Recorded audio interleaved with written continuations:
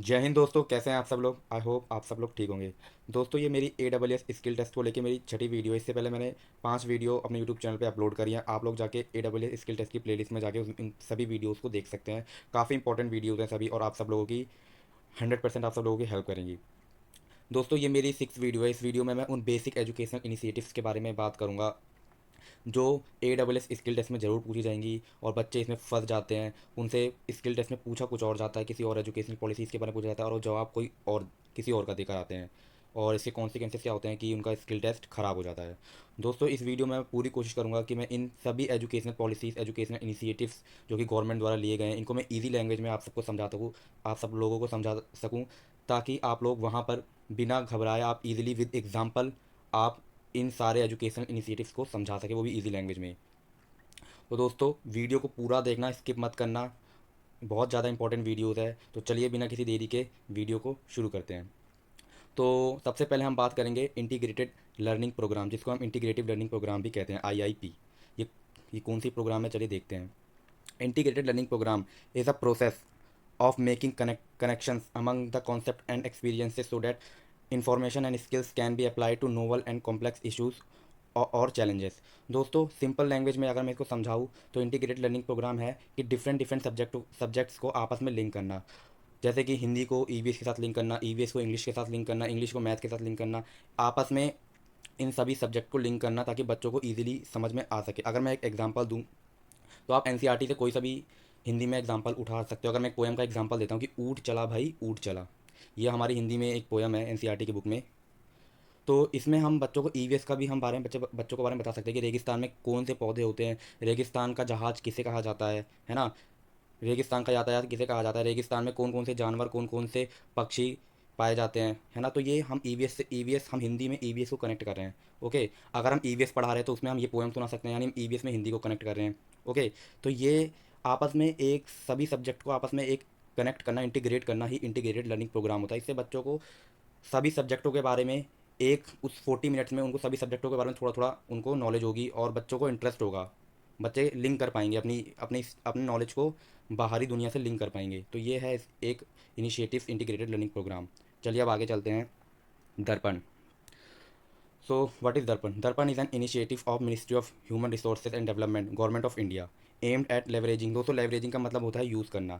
Aimed at leveraging information and communication technology ICT for enhancing the academic delivery.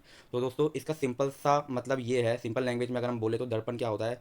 दर्पण एक government द्वारा एक initiative है जिसको हम जिसका एम है leveraging the ICT for enhancing the academic delivery. यानी हम ICT का यूज़ करके जो हमारी एकेडमिक डिलीवरी है, अपने जो हम बच्चों को पढ़ाते हैं, है ना, वो और इजीली हम बच्चों को पढ़ा सके, उसको इजी बनाना, लेवरेज कर पाना, लेवरेज करना। ओके, ताकि जो हम बच्चों को ICT का यूज़ करके हम बच्चों के 5 सेंसेस का यूज़ करके, बच्चे को 5 सेंस यूज़ होता है ICT के, जब हम बच्चों को ICT के द्वारा पढ़ाते हैं। तो इससे क्या होता है, हमारी लर्निंग होती है, हमारी टीचिंग वो काफ़ी अच्छी इफेक्टिव तरीके से हम बच्चों को पढ़ा सकते हैं, और काफ़ी इफेक्टिव तरीका हमारी जो टीचिंग और लर्निंग है वो इफेक्टिव हो जाती है, काफ़ी ज़्यादा इम्प्रूव हो जाती है। तो बच्चे भी इससे ईजिली सीखते हैं। तो ये एक दर्पण गवर्नमेंट द्वारा MHRD द्वारा एक इनिशिएटिव था, जिसको आप मिनिस्ट्री ऑफ एजुकेशन अब बोलते हैं हम। चलिए आगे बढ़ते हैं। अब है हमारा मनोदर्पण। दोस्तों, ये बहुत ज़्यादा इंपॉर्टेंट है। मनोदर्पण काफ़ी ज़्यादा पूछा गया है, ये चाहे KVS का एग्ज़ाम हो, चाहे AWS का एग्ज़ाम हो, काफ़ी ज़्यादा पूछा गया है मनोदर्पण क्या है। कुछ लोग इसको दर्पण से कनेक्ट कर देते हैं, कन्फ्यूज़ हो जाते हैं, गलत जवाब देकर आ जाते हैं, और उनका स्किल टेस्ट हो जाता है ख़राब। दोस्तों, दर्पण अलग है और मनोदर्पण अलग है। Manodarpan is an initiative of ministry of education to provide psycho social support to the student to their mental health and wellbeing. दोस्तों, इसमें बच्चों को साइको सोशल सपोर्ट किया जाता है। आप देख सकते हैं, काफ़ी ज़्यादा बच्चे पढ़ाई में तेज़ होते हैं, लेकिन वो मेंटली इल होते हैं, डिप्रेस्ड होते हैं, स्ट्रेस होते हैं। उनको उनको मेंटल वो अच्छे, मतलब उनका जो व्यवहार होता है वो नॉर्मल बच्चों से अलग होता है। आपने काफ़ी ज़्यादा आपने देखा होगा, ऑटिज़म नाम आपने सुना होगा, हाइपोमेनिया आप लोगों ने सुना होगा, ये सब। तो दोस्तों, ये यही है, ये सारी जो एक वेल बीइंग है, हमारी जो मेंटल इलनेस है ये बच्चों की, तो इन सबको एक हेल्प करने के लिए, बच्चों को साइको सोशल सपोर्ट देने के लिए ये स्कीम, ये आप initiative government of ministry of education द्वारा ये लाया गया था। देखिए यहाँ पे मिनिस्ट्री ऑफ एजुकेशन लिखा है, इससे पहले MHRD था, तो इसका नाम बदल के मिनिस्ट्री ऑफ एजुकेशन कर दिया गया है। तो दोस्तों, चलिए आगे चलते हैं। आई होप आप सब लोगों को समझ में आ रहा होगा। अब बात आती है ई पाठशाला। वो आपसे पूछ सकते हैं कि व्हाट इज़ ई पाठशाला। ये सारे ICT के टर्म्स हैं, आप लोगों को पता होना चाहिए कि क्या है ई पाठशाला। It provides access to digital textbook for all classes, graded learning materials, and enables participation in exhibition, contests, festival, workshop, etc. E-पाठशाला also allow user to carry as many as books as their device supports. दोस्तों ई पाठशाला simply मैं आपको बताता हूँ, ये एक NCERT द्वारा एक ऐप, एक वेबसाइट बनाई गई है जिसमें बच्चे हो, चाहे टीचर्स हो, चाहे कोई सा भी स्टूडेंट हो जो कंपटीशन की तैयारी कर रहा है, वो कितनी भी, चाहे बुक्स कितने भी, चाहे डिजिटल टेक्स्ट बुक, वो अपनी डिवाइस में, अपने मोबाइल में डाउनलोड कर सकते हैं और एक्सेस कर सकते हैं। आप लोगों को पता है कोविड के दौरान काफ़ी लोग, हम लोग जिन लोगों के पास बुक्स नहीं थी, वो लोग इन सारे प्लेटफॉर्म का यूज़ करके वो बुक्स डाउनलोड कर सकते थे और पढ़ सकते हैं। हम लोगों के काम भी आती है एनसीईआरटी बुक्स वगैरह, हम लोग ई पाठशाला से डाउनलोड करके पढ़ सकते हैं। तो ये काफ़ी एक अच्छा इनिशिएटिव्स है एनसीईआरटी द्वारा, जो एक डिजिटल एजुकेशन को और ज़्यादा बढ़ावा दे रहा है। तो दोस्तों इसको ध्यान रखना, ई पाठशाला को पूछा ज़रूर जाता है। ठीक है, चलिए आगे बढ़ते हैं। अब हम बात करेंगे CBL, जिसको बोलते हैं कॉम्पिटेंसी बेस्ड एजुकेशन। दोस्तों competency based education CBL is an approach to teaching, learning and assessment that focuses on student demonstration of learning outcome and attaining proficiency in particular competency in each subject. दोस्तों जो competency based education होता है, इसमें क्या होता है, हमें बच्चों को किसी एक सब्जेक्ट में कुछ लर्निंग आउटकम होते हैं, है ना। जैसे किसी एक सब्जेक्ट में बच्चों को क्या क्या चीज़ें आ जानी चाहिए, वो होता है एक लर्निंग आउटकम। जैसे उन्हें नर्सरी में क्या क्या चीज़ें, उन कॉम्पिटेंसी उन लोगों में डेवलप हमें करनी है। फिर क्लास फर्स्ट में हमें कौन कौन सी कॉम्पिटेंसी बच्चों में डेवलप करनी है, क्लास सेकंड में कौन कौन सी करनी है, क्लास थर्ड में कौन कौन सी करनी है, क्लास फोर्थ में क्या क्या उन्हें आना चाहिए। ये सारी क्या है, कॉम्पिटेंसीज़ है ना। और इन पे बेस्ड एजुकेशन देना, इनको इनको ध्यान में रख के जो एजुकेशन हम बच्चों को देते हैं, जो पढ़ाते हैं, उसे क्या बोलते हैं, competency based learning. Competency based learning दोस्तों, कुछ निपुण भारत द्वारा कुछ कॉम्पिटेंसी गोल है, ये डिसाइड किए गए हैं, आप लोग इनको देख सकते हैं।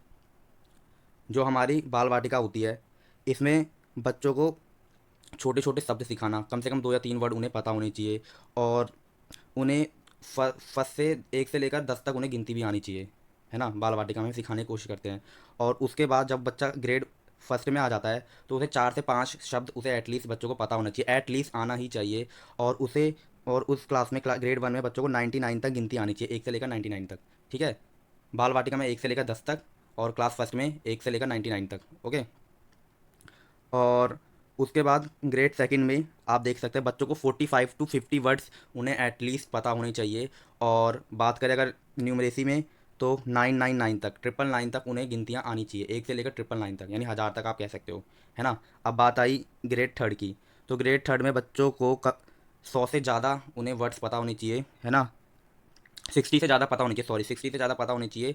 और उन्हें जो काउंटिंग आनी चाहिए, वो आनी चाहिए 999 तक, 999 तक, यानी 9999 तक उन्हें गिनतियाँ आनी चाहिए। ये हमारी ग्रेड थर्ड के बच्चों के लिए है। तो दोस्तों ये कुछ कॉम्पिटेंसी है कि बच्चों को इस क्लास में जाने से पहले ये कॉम्पिटेंसी बच्चों में डेवलप हो जानी चाहिए, है ना।